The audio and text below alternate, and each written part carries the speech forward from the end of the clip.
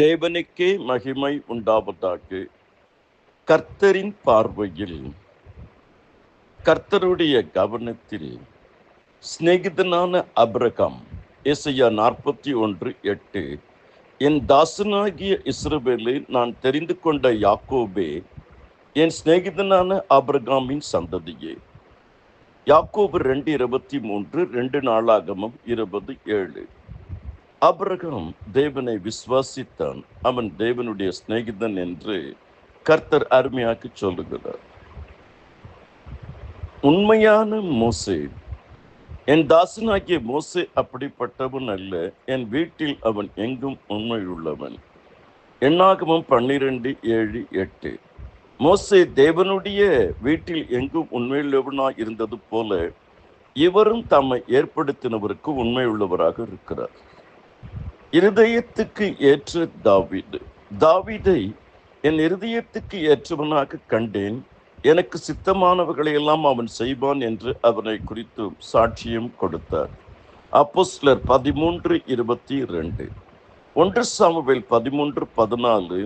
கர்த்தர் தம்முடைய இருதயத்துக்கு ஏற்ற ஒரு மனுஷனை தமக்கு தேடி அவனை கர்த்தர் தம்முடைய ஜனங்கள் மேல் தலைவனாய் இருக்க கட்டளையிட்டார். உத்தமனாகிய யோபு. கர்த்தர் சாத்தானை நோக்கி, என் தாசனாகிய யோபின் மேல் கவனம் வைத்தாயோ?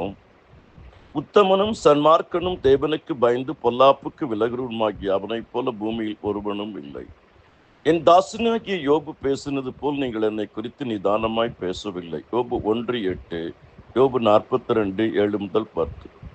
பிரியமான தானியேல், நீ மிகவும் பிரியமானவன், ஆகையால் நீ வேண்டிக் கொள்ள தொடங்கின போது கட்டளை வெளிப்பட்டது, நான் அதை அறிவிக்க வந்தேன்.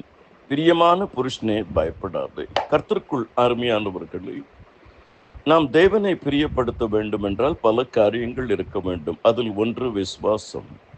விசுவாசம் இல்லாமல் தேவனுக்கு பிரியமாய் இருப்பது கூடாத காரியம். ஏனென்றால் தேவனிடத்தில் சேருகிறவன் அவர் உண்டென்றும் தம்மை தேடுகிறவர்களுக்கு பலனளிக்கிறவர் என்றும் விசுவசிக்க வேண்டும். கர்த்தர் எப்படியெல்லாம் அவர் பார்வையிலே ஆபிரகாம், மோசே, தாவீது, யோபு, தானியேல் எல்லாம் இருந்திருக்கிறார்கள். சிநேகிதன், உண்மையானவன், ஏற்றவன், உத்தமன், பிரியமானவன். நீங்கள் என்னை தெரிந்து கொள்ளவில்லை, நான் உங்களை தெரிந்து கொண்டேன். உங்களை அழைத்தவர் உண்மை உள்ளவர். கர்த்தராகிய இயேசுவின் கிருபை அனைவரோடு இருப்பதாக. ஆமேன், ஆமேன்.